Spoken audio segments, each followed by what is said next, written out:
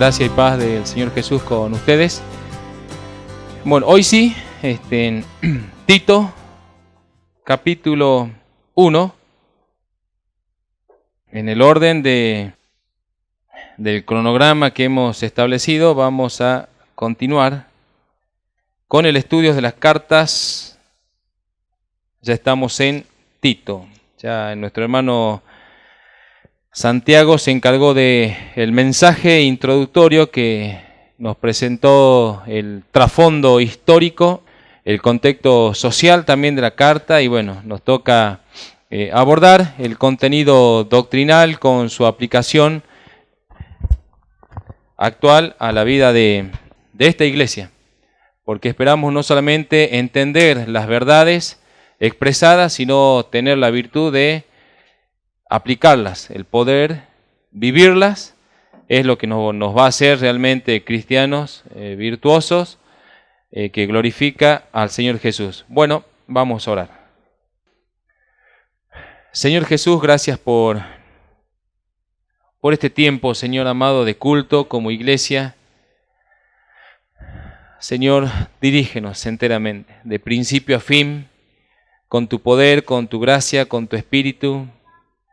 Señor, abre nuestro entendimiento, vístenos de ti, Señor, para que podamos ir creciendo, para que seamos exhortados, para que, Señor amado, nuestra conciencia pueda absorberte, Señor, que nuestra mente pueda comprenderte, entenderte e ir más allá, Señor Jesús, que nuestros miembros y todo lo que somos pueda obedecerte.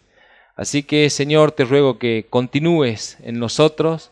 Dirígeme, Señor Jesús, en el mensaje, en la predicación, y a todos nosotros como iglesia, Señor Jesús, a no ser oidores olvidadizos de lo que tú nos permites expresar, de lo que tú nos enseñas, sino, oh Dios mío, a ser hacedores de tu palabra.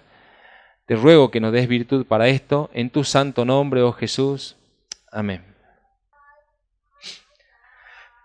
Bueno, yo he dividido este capítulo 1 en 3 partes. Desde el 1 al 4 como la salutación o el encabezado de esta carta, y después por otro lado lo que viene siendo la comisión de Pablo hacia Tito para las iglesias en Creta, que incluye todo lo que son los requerimientos o requisitos para los ancianos, y que de alguna manera nos muestra también el carácter que Dios espera de los servidores de la iglesia, y a la vez también ilustra o describe Pablo en esta carta el carácter y cómo es el corazón de los falsos ministros. O sea que vamos a tener como un contraste entre lo que Dios desea de los ministros de la iglesia y cómo son los falsos maestros, ¿sí? Se va a ilustrar, o se va a describir de alguna manera el carácter de estas dos clases de maestros, por decir de alguna manera. Bueno, del 1 al 4, vamos a leer, dice: Pablo, esclavo de Dios y apóstol de Jesús el Cristo, conforme a la fe de los escogidos de Dios y el conocimiento de la verdad que es según piedad, en la esperanza de la vida eterna, la cual Dios, que no miente, prometió desde antes del principio de los siglos, y a su debido tiempo manifestó o dio a conocer su palabra por medio de la predicación que me fue encomendada por mandato de Dios nuestro Salvador, a Tito, verdadero hijo en la común fe, gracia, misericordia y paz de Dios Padre y del Señor Jesús el Cristo, nuestro Salvador. Y ya desde el encabezado, aunque es un encabezado muy parecido al de las cartas que Pablo le escribe a Timoteo, y vemos una formalidad en el encabezado, o más que una formalidad, vemos una seriedad. Y a pesar del vínculo que también Pablo tiene con Tito, un vínculo de amistad, eran consiervos en la senda angosta, servían juntos, y de hecho también Pablo llega a decir de Tito, verdadero hijo, o sea que había realmente un vínculo muy estrecho entre ellos.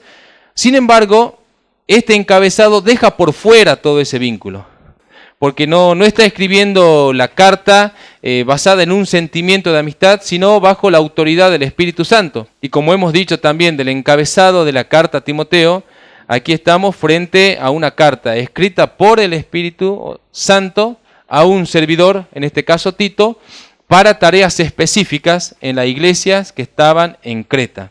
Pablo es simplemente la pluma, el escritor, y quien toma esa pluma es el Espíritu Santo. Y por esta razón esta carta mantiene esa seriedad, mantiene esa autoridad, ¿sí? Y vemos aquí que Pablo necesita desde el encabezado hacer algunas aclaraciones puntuales respecto de su profesión y apostolado. Y de alguna manera él está diciendo que su profesión, que su apostolado está fundado en una esperanza viva o en la esperanza de la vida eterna. Y esto él necesita de alguna manera, guiado por el Espíritu, decirlo de entrada a causa de los falsos apóstoles y falsos maestros que de alguna manera estaban introducidos en Creta y haciéndose pasar por enviados de Dios, establecían de alguna forma su evangelio o su enseñanza que estaba trazado en conductas religiosas, ortodoxas, costumbres judías entreveradas quizás con costumbres paganas y estableciendo un formato de religión que de alguna manera exigía a las personas a cumplir ciertas normas. En este caso va a mencionar circuncisión y otras cosas más que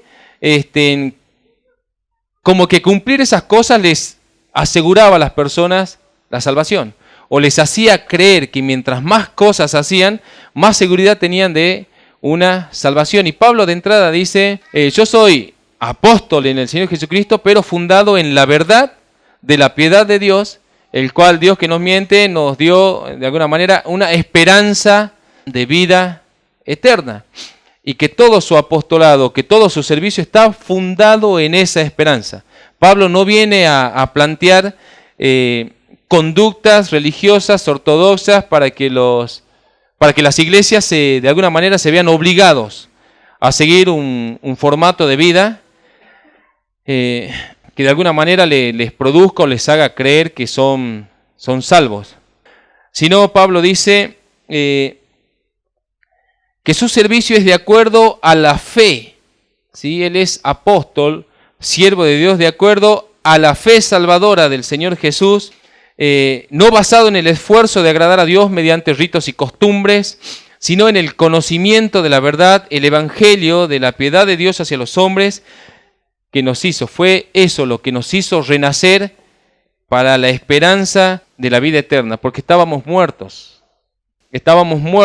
pero por medio del evangelio de Dios, puso Él en nosotros, por medio de la fe, la esperanza de la vida eterna.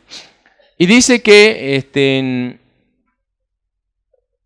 el versículo 2, prometió desde antes del principio de los siglos. Y esto es, en la medida que nos sumergimos en el texto, esto es consolador, porque no estamos creyendo en un trabajo improvisado de parte de Dios que de manera apresurada está tratando de salvarnos, sino que estamos creyendo y tenemos esperanza de que Él nos va a salvar de acuerdo a un plan trazado desde antes del principio de los siglos, desde antes de la fundación del mundo. Y como también Pedro escribe en 1 Pedro 1, 18 al 20, que Jesús es el Cordero para expiar nuestros pecados, apartado desde antes de la fundación del mundo. Entonces no estamos frente a un Dios que está improvisando las cosas para tratar de salvarnos de alguna manera, a ver si puede lidiar con nuestros pecados, sino que tenemos la esperanza en un Dios que nos salva de acuerdo a un plan perfecto trazado desde antes de la fundación del mundo. Y eso, en la medida que nosotros podemos entenderlo, es consolador. ¿Por qué? Porque indefectiblemente todos los que creen en Jesús van a ser salvos. Y nadie se va a perder. Todos los que tienen esta esperanza en Cristo, la esperanza de la vida eterna, van a ser salvados conforme a la gracia y piedad de Cristo. Y Pablo, en pocas palabras, está diciendo eso desde el encabezado. Pablo dice, yo tengo un mensaje, yo soy apóstol de Dios y del Señor Jesucristo, tengo un mensaje, tengo un trabajo que hacer, y mi mensaje está de alguna manera fundado en una verdad, y esa verdad está fundada en una esperanza, y esa esperanza radica que es Dios que no miente, que lo dijo, y que lo dijo desde antes de la fundación del mundo. Y es esa la esperanza que de alguna manera nosotros también deben movernos, ¿sí? Es la esperanza la que de alguna manera nos lleva a cada vez más y más hacia Dios a purificarnos, ¿sí? Juan mismo escribe en 1 Juan 3:3, y todo aquel que tiene esta esperanza en Él se purifica a sí mismo, así como Él es puro. Pedro, respecto de esta esperanza, escribe también en su primera carta, en 1 Pedro 1:3, bendito el Dios y Padre de nuestro Señor Jesús el Cristo, que según su grande misericordia nos hizo renacer para una esperanza viva por la resurrección de Jesús el Cristo de los muertos, para una herencia incorruptible, incontaminada e inmarcesible, conservada en los cielos para ustedes, que son guardados por el poder de Dios mediante la fe para alcanzar la salvación que está preparada para ser manifestada en el tiempo postrero.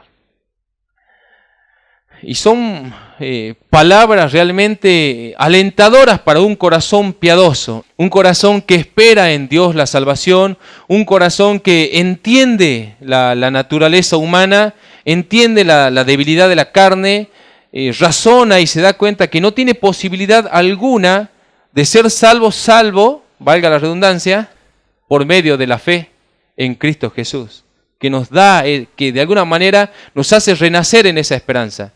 Conforme a lo que somos, estamos muertos. Decimos, es imposible, estoy muerto.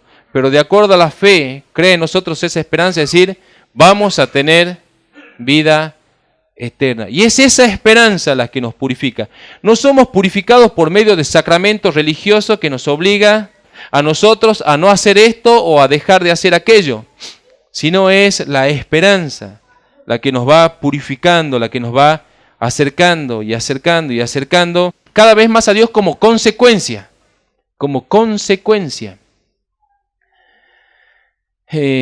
Una persona que está en un estado de espera es una persona que está preparada. Por ejemplo, estos hermanos de Córdoba, en su momento cuando nos esperaban a nosotros, a mi hermano Santiago y a mí que vayamos, se habían preparado de antemano, habían preparado un lugar para nosotros y nos estaban esperando.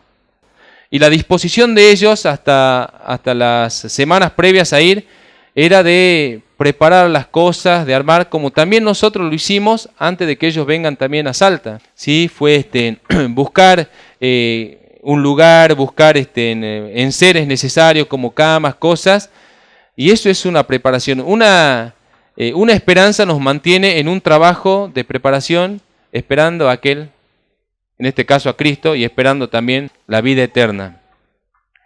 Nuestro hermano Rafa en el inicio había leído Tito, capítulo 2:11, yo lo voy a leer nuevamente. Del 11 al 14, en la misma carta de Tito, dice, porque la gracia de Dios se ha manifestado para salvación a todos los hombres. Y eso es glorioso, decimos, sí, amén, Señor. Tu gracia nos ha dado esperanza de salvación. Pero ¿qué más? El versículo 12 dice, enseñándonos que, renunciando a la impiedad, eso hace la gracia como consecuencia. Nuestra condición de espera, por medio de la gracia de Cristo, genera eso como consecuencia. Si entendemos la gracia, si creemos en Cristo, eso nos empieza a alejar del mundo maligno, de las costumbres malignas. Dice, enseñándonos que renunciando a la impiedad y a los deseos mundanos, vivamos en este siglo sobria, justa y piadosamente. ¿Qué más? Aguardando la esperanza bienaventurada y la manifestación gloriosa de nuestro gran Dios y Salvador Jesús el Cristo, quien se dio a sí mismo por nosotros para redimirnos de toda iniquidad y purificar para sí un pueblo propio, celoso de buenas obras. Ese es el alcance de su gracia para nosotros aquí en la tierra. Al punto tal que si tenemos fe en Cristo y una esperanza viva, como consecuencia por la obra de Cristo también tenemos santidad y pureza.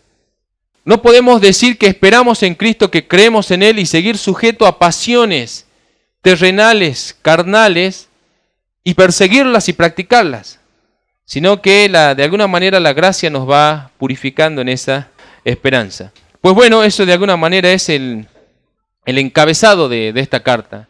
Para mí lo más sobresaliente de este encabezado es esa esperanza.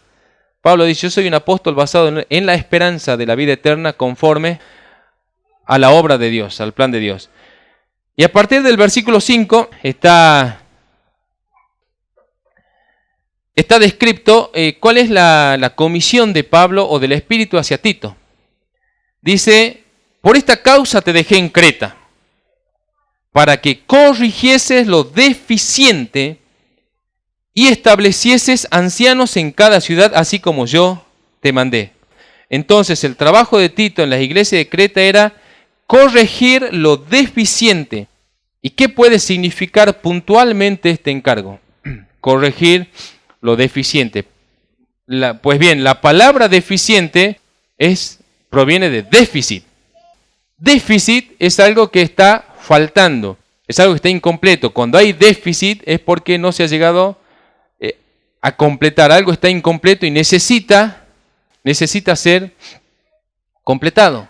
Entonces, el trabajo puntual de Tito para las iglesias en Creta era completar lo que le faltaba. Eran iglesias, pero eran iglesias incompletas. Estaban en déficit, era deficiente, les faltaba algo. ¿Y qué les faltaba? Ancianos y pastores. ¿En serio? ¿En serio? Probablemente porque los que estaban presidiendo, y esto ya es una conjetura, acá puede existir que los que estaban presidiendo eran incompetentes y por lo tanto no podían brindarle una buena salud espiritual a la iglesia. Por lo tanto, los falsos maestros, como dice más adelante, habían llegado a hacer estragos en las iglesias de Creta y dice trastornando casas enteras. Trastornando casas enteras. Y a veces nos resulta raro pensar que el déficit de las iglesias en Creta era que no tenían ancianos, pastores, que pudieran guiarlos. Pero es así, no tenían, y esto de alguna manera me recuerda al movimiento general, ¿sí? en lo que conozco de manera general, de iglesias en casa, ¿sí? El movimiento general, ¿sí? Que promueve de alguna manera un formato de iglesia sin pastor o maestro, sin alguien que de alguna manera los presida, basado en la idea de que somos todos iguales, por lo tanto no necesitan que uno los guíe, sino que todos compartan lo que Dios les revela a cada uno y así ser edificado. Sí, suena muy noble, somos todos iguales, es cierto, no necesitamos que nadie sea el líder, pero ¿qué tendría Pablo que decirle al movimiento general, sí, genérico de iglesias en casa de hoy?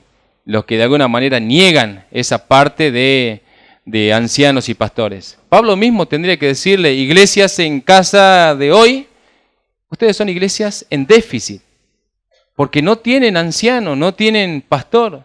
¿Qué tendría que decirle el Espíritu a las iglesias? Establezcan ancianos en cada casa y en cada lugar, para que puedan ser edificados, para que puedan ser guiados. ¿Por qué? Porque ese es el orden de Dios. Yo comparto profundamente con estos hermanos que promueven el trabajo de iglesias en casa.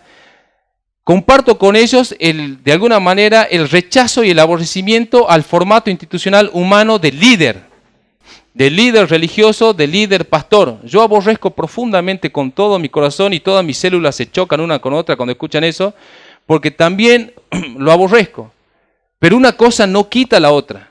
Eso es lo que tenemos que entender, ¿sí? Si bien rechazamos el concepto del líder humano, no obstante, siervo pastor es lo que Dios ordena. Y lo necesitamos, hermanos. Las iglesias lo necesitan porque es el diseño de Dios para su iglesia. Es un hecho que somos todos iguales delante de Dios, pero funcionalmente en la iglesia no somos todos iguales. Y tenemos que entenderlo, porque al ser un cuerpo, somos diferentes miembros y cada miembro tiene diferente función. ¿Sí? Si somos un cuerpo, unos son manos, otros son pies, otros son brazos, y hay diferentes miembros y hay diferentes funciones, y como Pablo le escribe a los Corintios, no puede decirle la oreja al pie, ya no te necesito, o la mano a los ojos, ya no te necesito, sino que nos necesitamos mutuamente unos a otros para poder justamente funcionar como un cuerpo. Entonces, una cosa no quita la otra. Recuerdo que en esa lucha encarnizada a veces que se tiene contra la institución religiosa, humana, se llega a tratar de negar todas las cosas, ¿sí? De repente hay algunos que tienen un gran conflicto con este mueble, con el atril. No, el atril no, tienen que estar todos sentados en ronda. Y otro contra la guitarra, no, que necesitamos alabanza sin guitarra. Y otros, no, pastor, no, somos todos iguales. Y de alguna manera se han desviado, han perdido el objetivo. Las iglesias tienen que ser funcionales y objetivas, ¿sí? En casas, en salones, en plazas donde Dios las tenga, tiene que ser funcional y objetiva. ¿Esto qué significa? Es muy importante que Dios haya comparado a las iglesias con un cuerpo, porque un cuerpo tiene vida, un cuerpo es funcional y un cuerpo de alguna manera tiene acciones. No es un cuerpo inerte, o sea, sí, cuando Jesús nos compara a nosotros, a la iglesia como su cuerpo, no somos un cuerpo acostado en terapia intensiva, en estado vegetativo, con suero y máquinas conectadas, sino que tenemos vida, tenemos acciones, somos funcionales, tenemos que hacer cosas, ¿sí? La comisión ha sido encomendada entre lo que es el discipulado, la predicación del evangelio, la formación, hasta que todos alcancen, como le escribe Pablo a los Efesios, la estatura de la plenitud de Cristo. Eso es objetivo. No tenemos una lucha encarnizada contra un formato de culto. O sea, ser la iglesia no es establecer un formato de culto específico, decir, es así y fuera de este formato todo es pecado. No, es ser objetivos, es ser funcionales, es poder satisfacer la voluntad de Dios de acuerdo a lo que Él mismo planeó para cada uno de nosotros como su iglesia. A veces, detrás de estos formatos genéricos, muchos suelen decir, dentro de lo que era este contexto de iglesia en casas, disociadas del formato religioso, se les preguntaban, ¿y aquí quién es el pastor? No, acá no tenemos pastor, dicen. ¿En serio? No, nuestro pastor es Jesús, amén. Estoy de acuerdo con eso, pero ¿cómo los pastorea? ¿Qué? ¿Baja todas las noches? ¿Te habla personalmente en tu cuarto? ¿Cómo? ¿Cómo lo hace? ¿Envía un ángel a que te enseñe y te declare las Escrituras? ¿Qué pasó con Cornelio? que oraba y era un varón diligente en oración, súplicas y de hecho hacía donativos para los cristianos. Vino un ángel, pero no le declaró el evangelio. Anda a buscar a Pedro, le dijo. Que no era más fácil, Pedro estaba como a 2 días de viaje, que no era más fácil que el ángel le diga, bueno, sentate Cornelio, el evangelio radica en esto, y predicar el evangelio y que Cornelio se convierta. Humanamente hablando eso era más lógico para nosotros, era más fácil. Sin embargo el ángel dice, anda a buscar a Pedro. ¿Por qué? Porque Pedro era la herramienta que Dios había escogido para la promulgación del evangelio, para la difusión del evangelio. ¿Por qué? Porque Dios es un Dios de orden. Estableció el orden funcional y lo va a ejecutar, lo va a llevar adelante. Hay hermanos que dicen, no, yo no sigo a hombres, yo tampoco. Sí, aquí me parece que nadie sigue a hombres, todos seguimos a Cristo. Pero Cristo se refleja en cada uno de nosotros. ¿Sí? Por eso Pablo dice que somos exhortados unos a otros siendo la iglesia. ¿Sí? En el contexto donde nos encontremos, si fuera del culto estamos reunidos en un lugar para almorzar todo, somos libres de hablar unos con otros, poder exhortarnos, poder compartirnos textos, pero funcionalmente tenemos que ser objetivos. ¿Sí? Y de alguna manera esto se aplica hoy en ese contexto. ¿Sí? Pablo le dice a Tito, te dejé en Creta para que corrijas el déficit que tienen las iglesias. ¿Cuál es? No hay ancianos. Y uno dice, wow.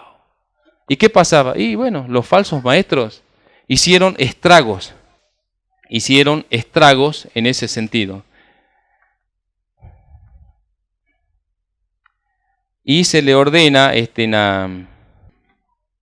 a Tito que levante ancianos, que establezca ancianos en cada ciudad, pero es obvio que no debía levantar a cualquier anciano, sino ancianos que conformen el estándar de Dios, que cumplan los requisitos primarios y fundamentales para servir objetiva y provechosamente en la iglesia. Hermanos que con el ejemplo puedan direccionar a los demás. Bueno, desde el 6 al 9 es casualmente lo que dice el pasaje. El que fuere irreprensible, esposo de una sola esposa, y que tenga hijos creyentes que no estén acusados de disolución y de rebeldía, porque es necesario que el obispo sea irreprensible como administrador de Dios, no soberbio, no iracundo, no dado al vino, no pendenciero, no codicioso de ganancias deshonestas, sino hospedador, amante de lo bueno, sobrio, justo, santo, dueño de sí mismo, retenedor de la palabra, fiel, tal como ha sido enseñada, para que también pueda exhortar con sana enseñanza y convencer a los que contradicen. Bueno, este pasaje reitera casi con las mismas palabras lo que Pablo le había encargado a Timoteo en su primera carta respecto de los requisitos para los ancianos. ¿Sí? Aunque ya esto fue expuesto, vamos a hacer un breve repaso. Primeramente vamos a marcar que quien levanta o establece ancianos pastores en las iglesias es Dios. Es Dios por medio de su Espíritu Santo. Aquí no se trata de que Tito debía elegirlos de acuerdo a su parecer, sino establecerlos de acuerdo a lo que el Espíritu Santo le señalaba o le marcaba. Porque ser cualquier clase de servidor en la iglesia, pastor, maestro, evangelista, profeta, no es una cuestión de aptitud humana. No es una cuestión de aptitud humana, sino es el don de Dios. Es Dios quien llama, es Dios quien forma, es Dios quien capacita, es Dios quien establece por medio de su Espíritu Santo. 1 Corintios 12:11 dice, pero todas estas cosas las hace uno y el mismo Espíritu, repartiendo a cada uno en particular como Él quiere, como Dios quiere. Y entonces, aunque en lo práctico era Tito quien debía llamar y establecer a quienes iban a servir como ancianos pastores en las iglesias, no obstante, quien estaba haciendo el trabajo en él era el Espíritu Santo. Por ejemplo, Hechos 20:28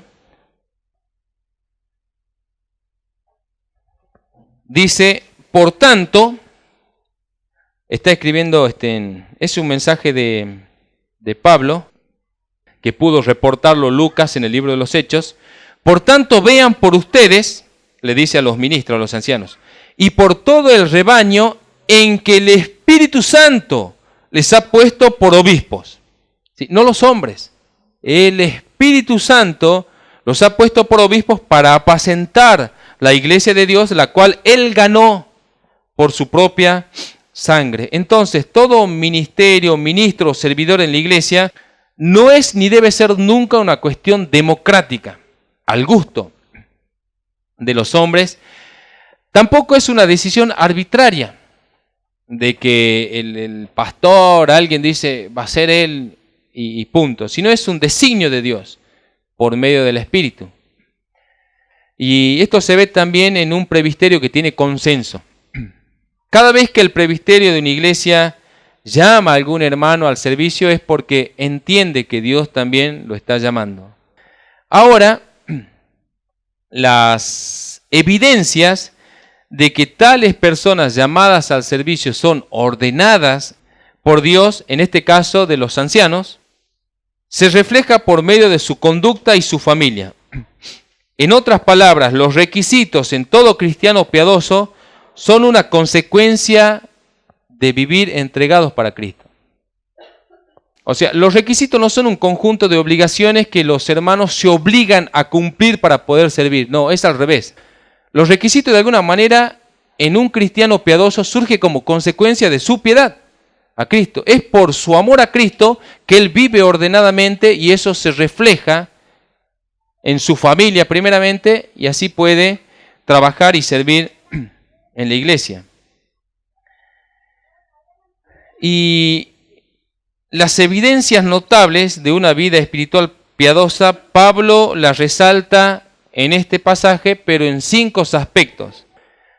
Habla de reputación pública intachable, que sean moralmente sanos, que tengan familias ordenadas, que tengan un carácter dominado y que sean aptos para enseñar. Reputación pública intachable, moralmente sanos, familias ordenadas, carácter dominado y aptos para enseñar. ¿Sí? Tristemente hoy lo único que se valora es la preparación o formación académica que se tiene para poder vertir un discurso. Bueno, no es lo que la Biblia enseña. No es una cuestión de oratoria, no es una cuestión de prosa, no es una cuestión de retórica. No es que porque un hermano tenga una capacidad y elocuencia para el discurso puede hacerlo, no. Hay otros aspectos que Dios tiene en cuenta que se reflejan no por una hora de predicación, sino por toda una vida. Un carácter moralmente sano, una familia ordenada, y eso como consecuencia da la aptitud para poder enseñar. Se espera de estos hombres que sean irreprochables o no, que no tengan acusaciones, ¿sí? Que no sean encontrados culpables de cosas, fuera de escándalos públicos, podríamos decir. Esposo de una sola esposa y se refiere a una vida moralmente sana y transparente. O sea, un anciano debe tener un matrimonio ordenado y que a su vez ese matrimonio esté libre de adulterio o de cosas que hayan pasado en su vida cristiana y también de hijos ilegítimos como producto de adulterios y cosas así. Tiene que ser una vida transparente, sana, pero a su vez la moralidad, tenemos que entender que la moralidad empieza desde adentro y se refleja hacia afuera. No somos llamados a vivir hipócritamente. Por ejemplo, podemos fingir que nuestra familia está ordenada cuando hay visitas, en un tiempo de cultos, y después que estamos a solas, gritarnos y estar como peleados unos con otros. No, la moralidad comienza desde adentro. Pablo habla de la conciencia, del testimonio de nuestra conciencia. Y eso es importante, porque si la moralidad comienza desde adentro, significa que nuestros pensamientos y nuestro corazón va a estar alineado en una moral sana, que se va a reflejar por medio de un matrimonio sano, con hijos sanos. Hijos creyentes y obedientes. También se observa la parte de la familia. Pablo le escribe a Timoteo: el que no sabe gobernar su propia casa, ¿cómo se le puede encargar familias ajenas? Y aquí en este caso se está hablando hijos. En Tito dice que tenga hijos creyentes que no estén acusados de disolución ni rebeldía.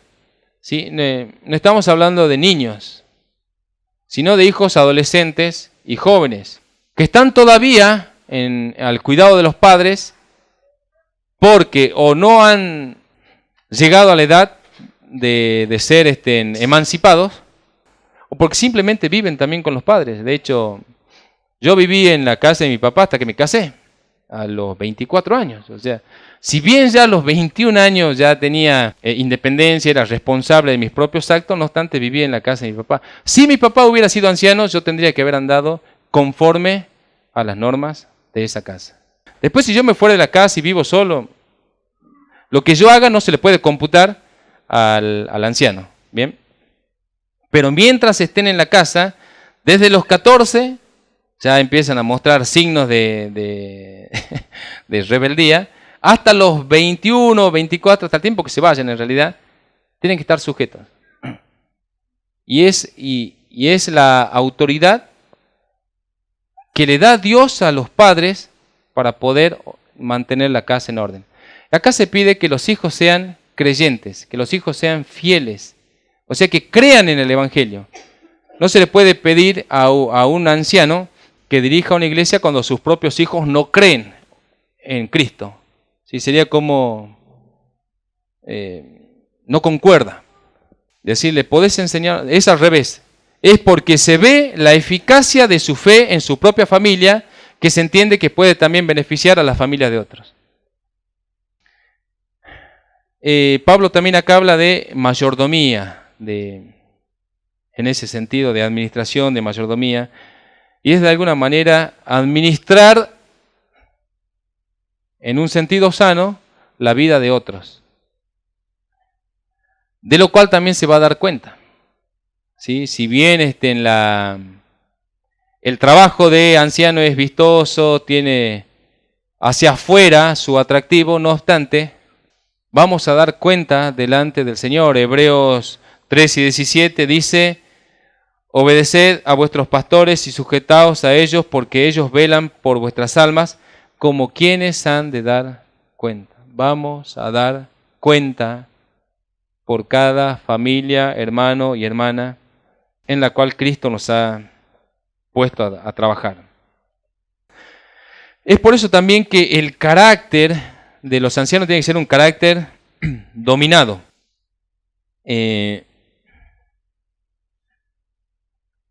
No soberbio o arrogante, se espera que sean humildes. No somos líderes humanos, somos servidores. No iracundo o dominados por la ira, sino pacientes y mansos. No bebedores de vino o con vicios. No pendencieros o propensos a la pelea física o verbal. Tenemos que ser pacíficos. No codicioso de ganancias por medio de negocios sucios o deshonestos. Hoy por hoy existe mucho de eso. Y tristemente les llaman bendición a lo que Pablo llama ganancia deshonesta. Esa es la realidad. ¿Por qué? Porque a través de ser la iglesia se pueden tener ventajas. Ellos, ¿no? Los líderes humanos, a través de las fundaciones, a través de préstamos, a través de convenios, sacan y reciben. Reciben, por ejemplo, un terreno por parte del Estado y lo ponen a nombre de ellos. Reciben donaciones y cosas de otros lados y todo a nombre del pastor. Bueno, son ganancias deshonestas, es enriquecimiento ilícito. Pedro dice en 1 Pedro 5:2, apacentad la grey de Dios que está entre ustedes, cuidando de ella, no por fuerza, sino voluntariamente, no por ganancia deshonesta, sino con ánimo pronto. Por un lado, Pablo describe el carácter de los ministros, de cómo no deben ser, y por otro lado hace una pequeña lista de cómo sí deben ser. de los ministros. Tienen que ser, o sea, no pueden ser soberbios, pendencieros, bebedores de vino, iracundos, codiciosos de ganancia deshonesta, pero sí tienen que ser hospedadores, hospitalarios, amantes de lo bueno, sobrio, que estén al mando de su mente, justos, santos, dueños de sí mismos, que tengan su vida bajo su propio control. Y lo más importante, y esto es por la gracia del Espíritu, que sean aptos para enseñar. Hasta aquí hemos mencionado cuestiones que tienen que ver con el carácter moral y espiritual de estos ancianos, pero también deben ser maestros para que puedan, como dice, exhortar con sana enseñanza y convencer a los que contradicen.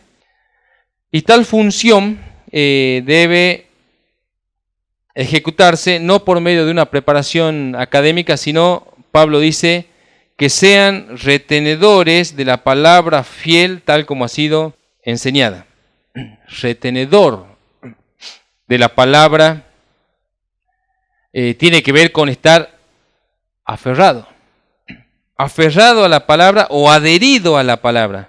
Y por supuesto que la aptitud para enseñar, como ya lo dije, no se trata de una preparación académica, simplemente para un discurso bonito, ¿sí? En una iglesia, o incluso puede ser un discurso exacto de la Biblia, pero aquí la aptitud para enseñar se refiere a vivir aferrado con todas nuestras fuerzas a la palabra, dicho de otro modo, vivir la palabra para poder luego predicarla. Se dice que los ministros tienen que tener una vida ordenada porque también deben reflejar un ejemplo hacia los demás. Un ejemplo, y ese ejemplo es Cristo en nosotros para los demás. Eso se espera que sean los ministros.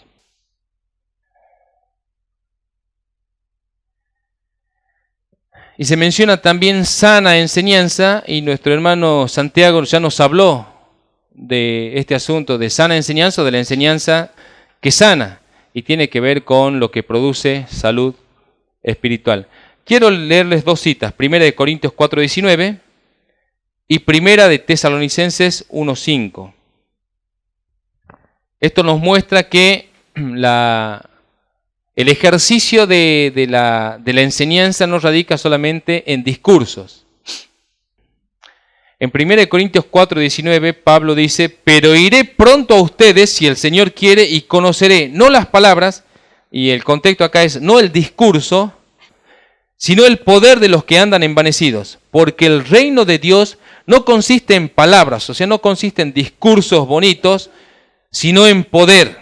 Y ese poder se evidencia por medio de la vida ordenada de los ministros y de todos cristianos.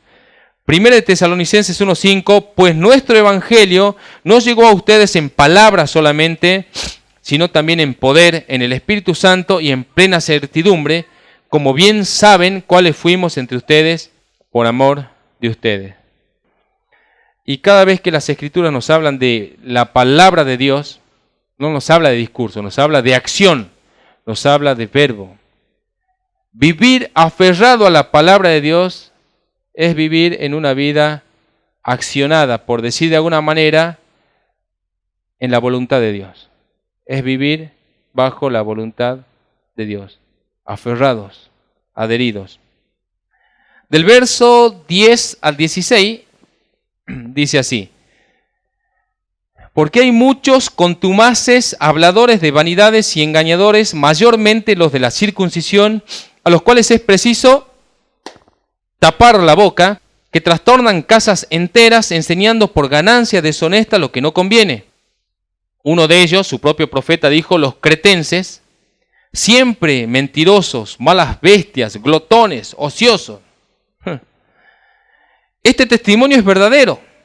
Por tanto, repréndelos duramente para que sean sanos en la fe, no atendiendo a fábulas judaicas ni a mandamientos de hombres que se apartan de la verdad. Todas las cosas son puras para los puros, más para los corrompidos e incrédulos. Nada les es puro, puesto que hasta su mente y su conciencia están corrompidas. Profesan conocer a Dios, pero con los hechos lo niegan, siendo abominables y rebeldes, reprobados en cuanto a toda buena obra.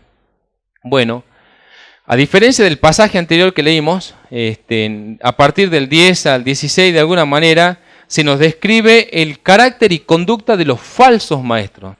Por un lado, Pablo escribe cómo debe ser el carácter de los ancianos de la iglesia y por otro lado describe cómo es el carácter de los falsos maestros. Dice, son contumaces y habladores de vanidades y engañadores, y se refieren a charlatanes. Acá, si tuviéramos que utilizar la jerga de acá, chamulleros, ¿sí? Chamulleros y embaucadores que hacen de la piedad su fuente de ganancias deshonestas. El arte de ello es el engaño. El arte de estos falsos es el engaño. Tienen habilidad para hacer un montaje falso de la verdad y sacarle dinero a los congregantes. Tienen sus estrategias. Llegan con sus trajes brillosos y sus camisas extravagantes, con versículos fantasmas. Es así, hermano, versículos fantasmas, porque utilizan expresiones que parecen muy bíblicas.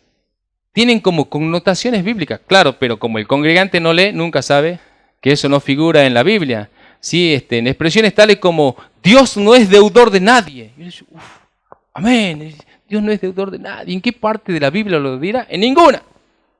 En ninguna. Y no han metido tanto, yo me acuerdo, hasta es consolador. Recuerdo que en cierta ocasión, una hermana, no de esta iglesia, una creyente, me dijo, tranquilo, Gabriel, Dios no es deudor de nadie. Yo, qué lindas palabras, ya suena bonito. Y voy a buscar quién lo dijo, Jeremías, Zacarías. ¡Qué sorpresa! No figura en la Biblia. ¡Wow! Bueno, así hay varios, ¿no?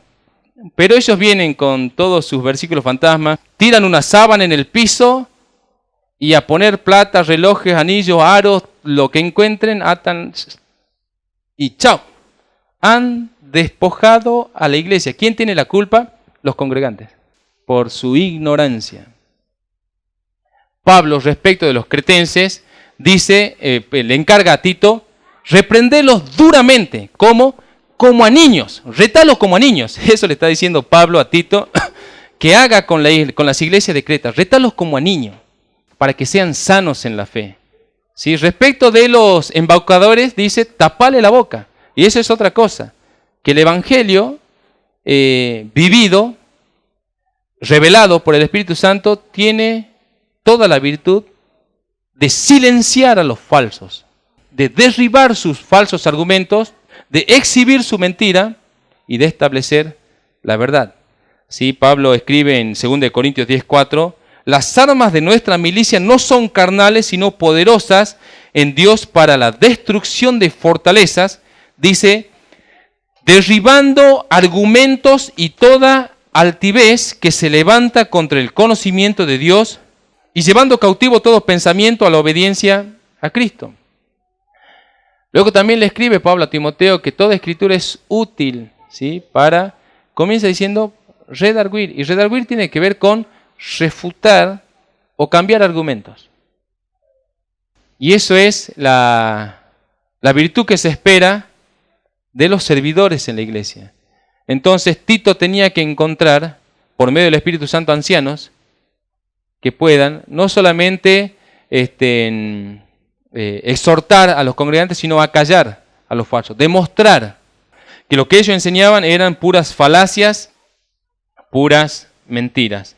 Jesús mismo es nuestro vivo ejemplo de que cuando venían los saduceos, cuando venían los fariseos con sus preguntas capciosas, con sus preguntas confusas, sus argumentos, Jesús los humillaba públicamente, al punto tal que los dejaba en silencio.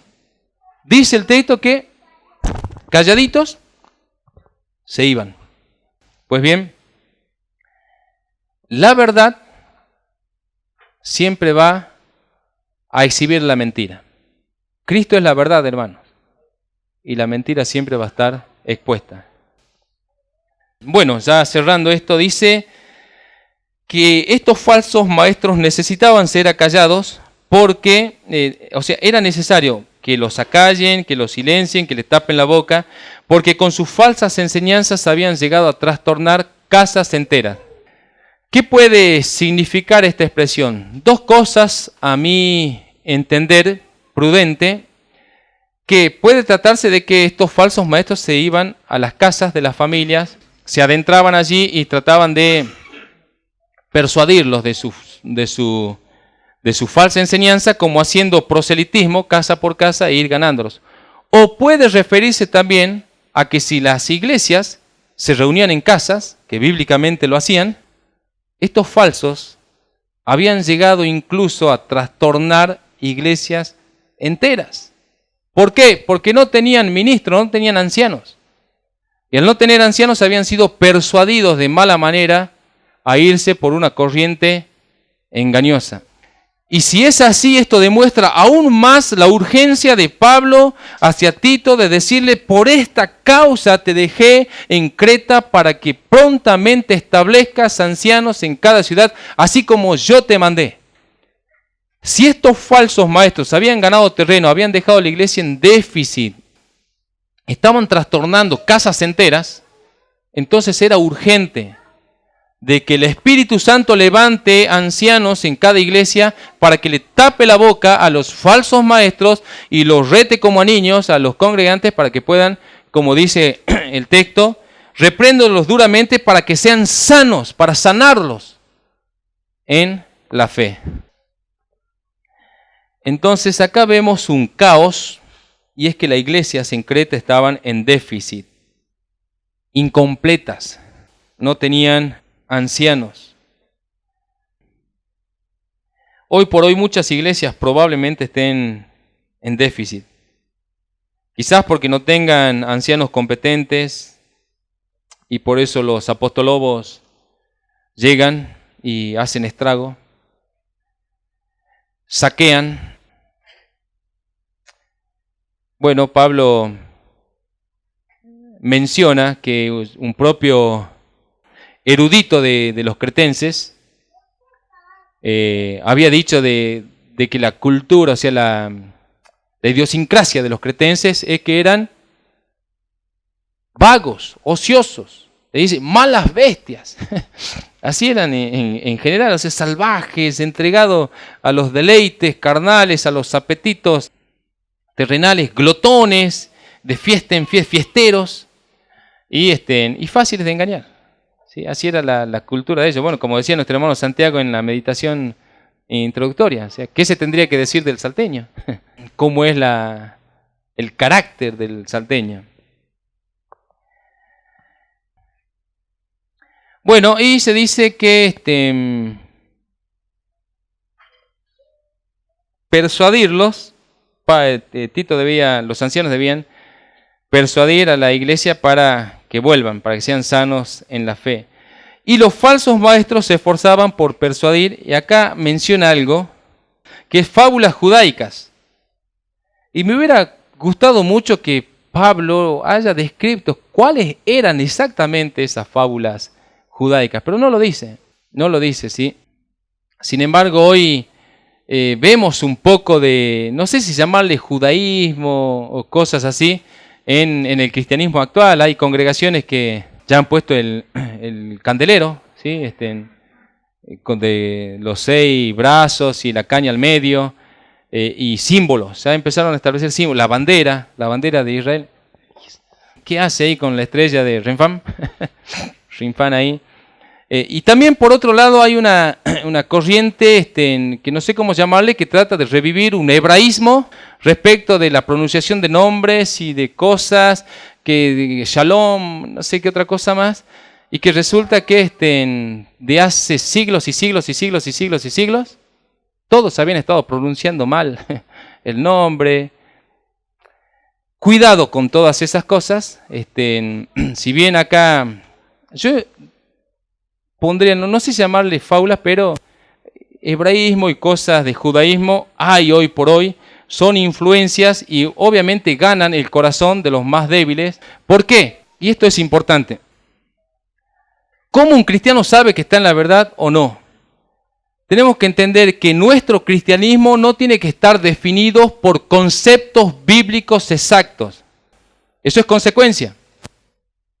Si nuestro cristianismo se basa solamente en definiciones exactas, vamos a ir rotando de iglesia en iglesia Porque siempre se va a levantar uno diciendo, no, lo exacto es esto, otro lo exacto es esto.